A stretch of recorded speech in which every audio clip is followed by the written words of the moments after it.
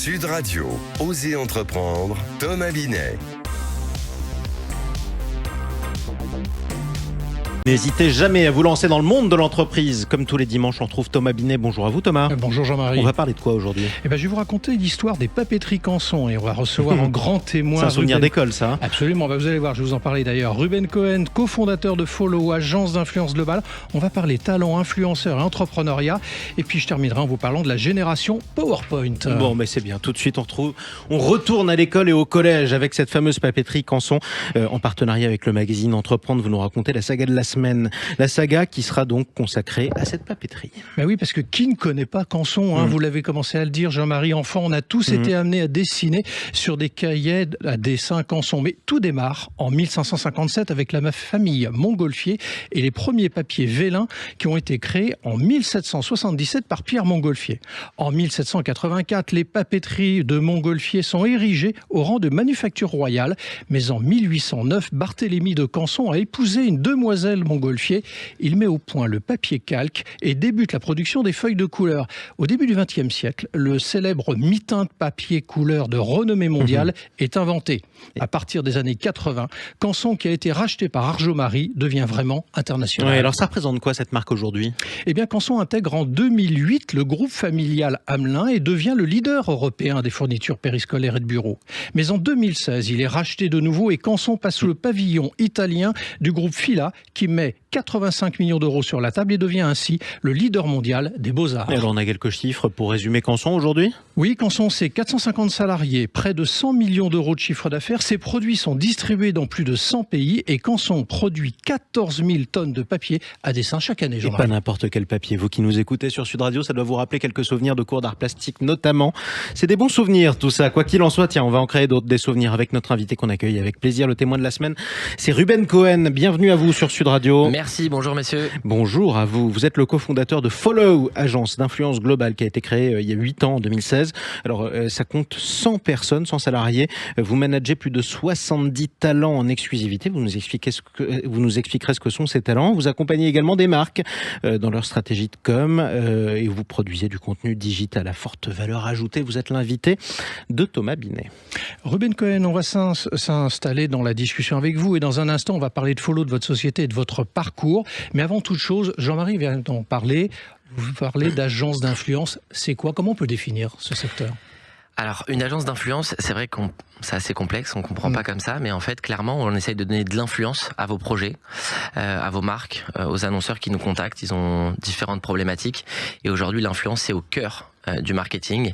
L'idée, c'est justement par des créateurs de contenu, par des nouveaux réseaux sociaux, essayer de mettre en lumière justement ces sorties de produits, ces nouvelles marques qui sortent, etc.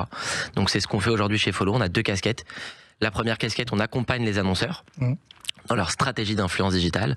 Et de l'autre côté, on accompagne nos créateurs de contenu, nos talents, comme vous l'avez très bien dit, nos plus de 70 talents, pour justement développer leur carrière. Alors justement, vous parlez de talents, je vais vous interpeller sur le sujet. Est-ce que c'est pas une manière, d'ailleurs un peu subtile, de les valoriser, alors qu'ils sont tant décriés, hein, ces influenceurs ? Bien sûr que c'est une manière subtile de les valoriser, parce qu'il fallait les valoriser aujourd'hui.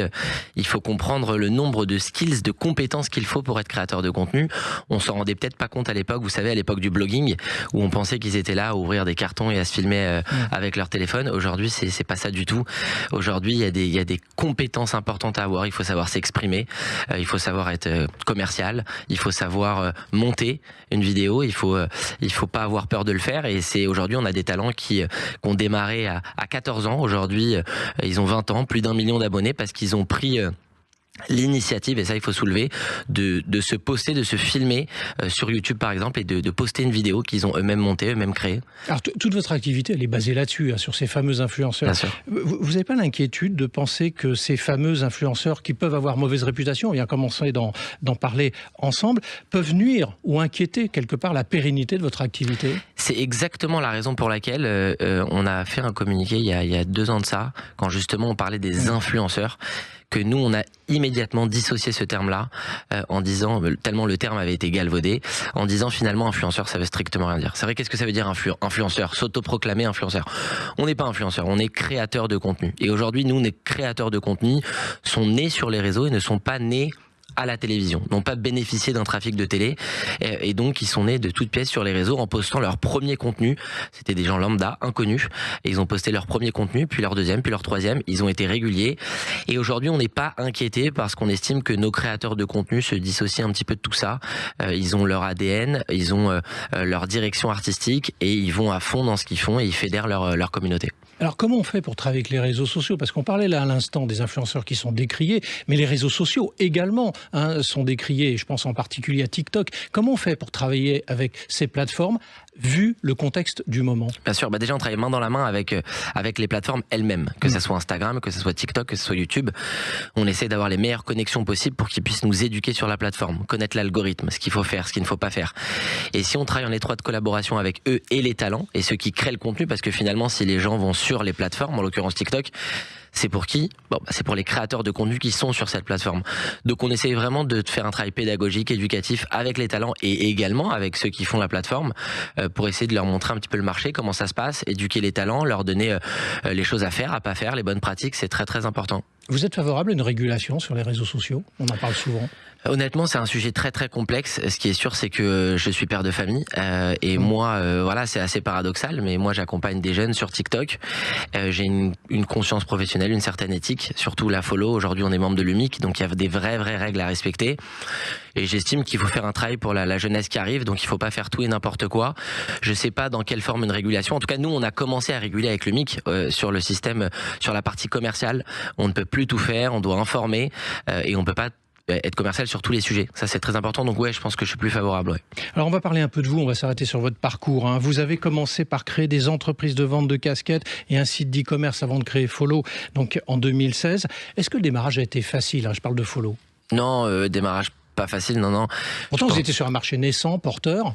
Ouais, marché naissant, porteur. Je fais la rencontre professionnelle de 3 amis à moi d'enfance, vraiment d'enfance.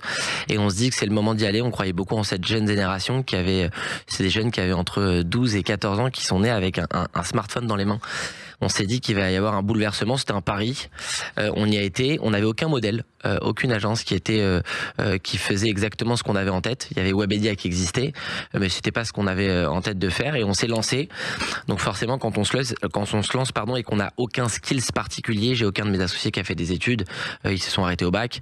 Moi, j'ai fait 3 ans et je me suis arrêté. Donc en fait, on a appris un peu sur le tas, avec beaucoup de motivation, beaucoup d'envie de bien faire les choses. Non, nos premiers clients n'étaient pas satisfaits parce on essayait de leur vendre une technique qui était l'influence, qui était toute nouvelle. Donc les premiers qui s'essayaient, on n'avait pas les bonnes métriques, les bons KPI, les bonnes pratiques, et on s'est fait la main, d'année en année. Vous êtes un créatif, on est d'accord. On est d'accord. Avant d'être un gestionnaire. Oui, bien sûr. Alors on va tout dire à nos auditeurs. Ruben Cohen, quand on a préparé cette interview et votre présence ce matin, vous m'avez dit, j'ai retenu cette phrase et je vais la livrer à nos auditeurs, si je réalise toutes mes idées, je serai fauché. Alors j'ai trouvé ça assez intéressant parce que pour un créateur, ça peut s'entendre, mais créateur d'entreprise, ça s'entend un peu moins forcément.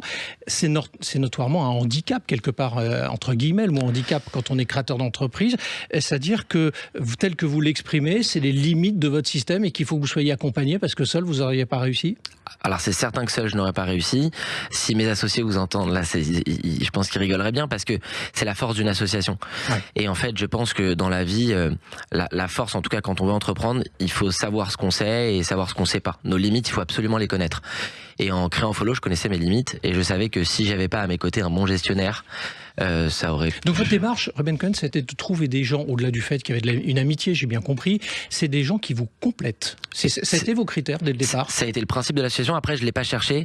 La vie a bien fait les choses, c'est-à-dire que j'ai rencontré mes associés comme ça et la vie a fait que chacun avait son domaine d'expertise. Et c'est, je pense, l'une des forces de Follow aujourd'hui.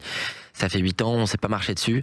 Chacun vraiment son expertise et c'est ce qui fait qu'aujourd'hui, après 8 ans, on est toujours là. Ma dernière question, Follow dans 10 ans, c'est quoi, d'après vous? Alors, Follow dans 10 ans, déjà, c'est Follow Group, puisque ça allait déjà depuis 1 an. On est aujourd'hui à 100 collaborateurs, on fait à peu près 30 millions d'euros de chiffre d'affaires. Donc, j'espère passer la barre des 100 millions d'euros de chiffre d'affaires et essayer d'être le leader européen sur le marketing d'influence et attirer tous les annonceurs sur n'importe quelle catégorie. Quand on veut faire de l'influence et donner vie à des projets sur les réseaux sociaux, on fait appel à Follow Group. Voilà l'objectif. Mais merci à vous et bonne route surtout. Merci beaucoup. Ruben Cohen, je rappelle que vous êtes le cofondateur de Follow. Tout de suite, on explique quelque chose. Bruno, le spécialiste des fournitures et de l'équipement pour les professionnels, présente Sud Radio, Osez entreprendre, Thomas Binet. Alors on reste dans le numérique, mais c'est la génération d'avant. Clairement, là on vient, Thomas, pour parler du fameux PowerPoint, bien connu dans les entreprises, qui fête ses 37 ans, figurez-vous, souvent soutenu ou décrié par les uns ou par les autres. Alors d'abord, c'est quoi PowerPoint? À quoi ça sert? On dit quand même, Jean-Marie, que le plus court chemin entre deux points, c'est la ligne droite. Eh bien, alors c'est ça, PowerPoint. Je vous en ai fait une définition assez rapide, moi-même. Ne pas perdre de temps dans des explications superflues. Alors on peut dire que le fameux PPT créé par Dennis Austin pour Microsoft revient à simplifier et résumer la pensée de l'auteur afin que son auditoire puisse suivre une présentation avec intérêt. Alors c'est vrai qu'on a rarement une réunion sans PowerPoint. Est-ce que c'est une évolution dans la façon de présenter ou pas? Eh bien oui et non. Tout est question d'utilisation. Si le PowerPoint a pour vocation de vous remplacer, il est à bannir. En revanche, si son rôle est de vous accompagner en mettant en avant les points forts, les punchlines, alors là, il a toute sa place. Oui, c'est quoi le guide pour les bonnes pratiques? Allez, dans VRAC, peu de pages, peu de texte, quelques visuels, illustrations, voire schémas. On oublie les animations et les sons qui n'en finissent pas. On privilégie les accroches qui vont frapper le bon sens et la mémorisation. Et on évite la réunionnite peut-être aussi. Justement, c'est quoi votre punchline pour conclure? Eh bien, Jean-Marie, ne dit-on pas que la forme, c'est le fond qui remonte à la surface? Ouais. Et là, on remonte à Victor Hugo. Exactement. Après, vous savez, c'est pas tant une invention que ça, PowerPoint. On parlait des papiers canson avant. Rappelez-vous vos rétroprojecteurs en cours au collège. Mais c'était la même chose, c'était le même principe, exactement. Et souvent, c'était les cours dans lesquels on avait tendance à décrocher. Allez, restez avec nous, Thomas. Sud Radio, Osez entreprendre, Thomas Binet.